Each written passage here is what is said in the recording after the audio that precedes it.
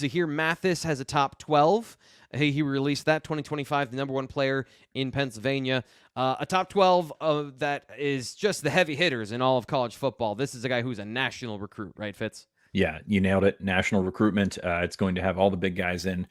He went down south. I believe he visited Alabama, Georgia, went to Ohio State for a camp. So, I mean, this is going to be on the scale of Philadelphia recruiting. It's going to be right up there with Denai White in terms of what you're looking at. I mean, Zahir has been on the radar since he was a middle schooler.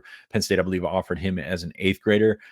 The thing that they have going for them that they did not have with Denai White, who I never thought was coming to Penn State, but they have Deion Barnes. Zahir knows Deion Barnes from his time before Deion was an assistant at Penn State, or the full-time assistant at Penn State. So they at least have that in their back pocket. This is going to be a tough one, like no doubt about it. I mean, if you look at that top 12, I mean, that's some heavy hitters right there. And, Penn State needs to get him on campus, needs to get him back and around Deion Barnes. They have an opportunity this year to showcase the defensive end position, which we believe is probably the strongest position on the roster. So you've got things going for you if you are Penn State, but that is a deep pool to be playing in. I think Alabama's going to be in it. Georgia's going to be in it. Fran Brown is going to make that a priority for Georgia. Larry Johnson will make that a priority for Ohio State. This is a guy I think that's ranked in the 60s nationally right now. He's going to be up there as the top prospect in Pennsylvania. It's going to make him a hot commodity. Like I said, Penn State's done better in Philadelphia in the last several cycles. And of course, with Deion Barnes, you think that they can get better. By the way, Malachi Williams, I'll take the chance, take the spot right here to say that kid's really, really good. Yeah. Zahir is going to be ranked higher. We'll see where he's at in a year from now. But it's another opportunity for Penn State. They've done well in Philadelphia. This is another level. This is another atmosphere. You can do well in Philadelphia, but they've still missed on really those top guys that are looking SEC all the way. We'll see if that's the case for Zahir Mathis. He hasn't been up in a while, but has been to Penn State a couple of times. So I think they have a chance, but it's going to be a heavyweight fight for that one. I find it interesting looking at Penn State's defensive end recruiting since 2022 with Dennis-Sutton, a 5-star talent. Then you get Chop Robinson, another top 50, 60 talent in the nation. And really, with those two guys, you kind of hit a home run in 2 cycles. And then from there, you have Nittany Lions, who was, for On3, a top 100 prospect. And then Malachi Williams, another top 100 prospect. But as Charles Power said in 2024, kind of a down cycle for edge defender nationally. Do you think that Penn State has gotten guys on the level of Chop Robinson, Dennis-Sutton to keep this talent level going? Some guys with upside. I think Lions is a guy that has physical upside and comes in with some good physical talent, but has a long way to go. Not as college ready as Dennis-Sutton might have been and getting Chop Robinson in the portal. And then, of course, Malachi Williams, you mentioned, really good football player, really love what he has, needs to put on a ton of weight. And that translation, there's always that little bit of like, is he going to be able to do it? So do you think that they have been able to land the guys they need to keep that level of talent at defensive end high, and then, progress into getting a guy like Zahir Mathis, because you can keep producing a defensive end and attracting guys like that?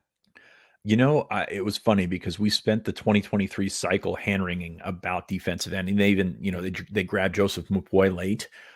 Mason Robinson came back around late. They had Lions on there for a while. So that was one of those big points of emphasis that they had. But you look at the defensive end room, it's really strong right now. And you didn't mention Amin Vanover and Zariah Fisher, two really good players who are not buried. They're going to play this year, but like they're not the starters. I see Penn State having 3 starters with Adisa, Chop, and Dani. So it's a really strong position right now. And with that turnover, you're going to get some sort of bump. Like, you don't know what it's going to look like sort of tangibly with Deion Barnes taking over for John Scott. Deion's a better recruiter than John. So you're going to see some sort of bump. So I think they're okay. Again, Malachi Williams, very good, very good. And he's 217 pounds right now. He's not the stick that people have made him out to be, because I think he was 205 when he was offered or something like that. This kid showed up at camp, great burst. He is kind of in a similar vein to Shaka Toney in terms of explosiveness off the edge, which you don't see very often. But he's also 20 pounds heavier than Shaka was. Bigger frame and too. longer. Yeah. So I that's why I'm sky high on Malachi Williams. I think he's a great player. Lions has the potential to be that guy. So I feel pretty good about defensive end. You'd like to add another one. We're going to talk about Jaylen Harvey here in a second. Sort of a different style. He's got pop off the edge, but he's also 6'2", 250. Like this kid is thick. Like he is not a guy that you worry about putting that weight on. In the other hand, you're wondering if he's maybe a 3-tech in a couple of years. So that's an interesting one there. And then they're always going to scout guys with athleticism. We talked to coming out of the camp. Penn State found a name that they'll be monitoring in September. Definitely check out BlueWhiteIllustrated.com for more. But yeah, I feel pretty solid about defensive end, which, wasn't always the case. Like I went into, or was in that 2023 cycle with everyone else thinking, all right, they got to get something done. Now with Deion Barnes, you're probably going to get some sort of boost out of that. So excited to see where it goes. The board was probably a little bit more narrow than you would think in 2024, but they hit on Williams, who was, I think, their top guy, and Jaylen Harvey's right up there as well. We're going to see what Harvey does in the next couple of weeks. But let's get into that. If they can hit, let's get into that and see where we're going with Jaylen Harvey, because this is one of those. Sometimes it's super easy, and sometimes it's a very clean recruiting, and then sometimes it's a soap opera with a daily update where there's something or other. So Jaylen Harvey, there's been a lot of back and forth. Where do we stand heading into August? Is a decision that's been delayed since, I believe, the 4th of July. Right. Are we getting closer to something being tangible now? I think that he's getting to sort of like a self-imposed deadline where he wants to decide before the season. Like, I think that makes sense. But then again, as you mentioned, July 4th was a date. We've been talking about this all the way since, I think, October of last year as a potential, date. Yeah. And this is, to his credit, he's a guy that wanted to go the distance in the first place. So we're not that far off on his original timeline, but it looked like he changed. And he came and visited in June, canceled his other visits, then took his other visits. And there's been a lot of back and forth with this. So I think the drama factor has been high in this one. Penn State's still in it. USC still in it. Maryland's still in it. He tweeted out about Friday. I don't think a decision is coming Friday, but given this recruitment, you never know what's going to happen with Jaylen Harvey. But, Penn State's still in the mix. I'll say this. I mean, he's probably going to, if he does decide before the season, probably one of those ones that you're going to be watching until December anyway. So we will see what happens with Jaylen Harvey. But that's kind of where I'm at on that whole thing. It's been a long, twisting, turning recruitment. I feel like Penn State has had him on board in the boat a couple of times, and they've backtracked there. So, it's been a crazy one to follow. I know there's some fatigue that has set in on this one, but Penn State's still in it with this one. Again, USC, Maryland, definitely involved in that one as well. I believe he took official visits to Florida as well. So we're going to see probably a narrowed focus later this week.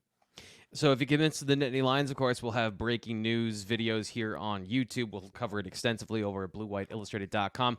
Great time to remind you, subscribe right now. I was looking this morning. The dollar deal was still up. Now, it was supposed to end earlier this week, so I don't know if you want to try it. But go in, BlueWhiteIllustrated.com. You can sign up. And even if you don't, 25% off is going on for a long time now. I think for the rest of the season. 25% off for extensive, exclusive content at BlueWhiteIllustrated.com. Great time to sign up right now and get that intel and information during the season. And, by the way, probably the most important time is during training camp, because these guys get what's really going on, from the quarterback competition to the receiver updates. Fitz and Nate have been doing a great job of getting you insider intel from what's going on in training camp.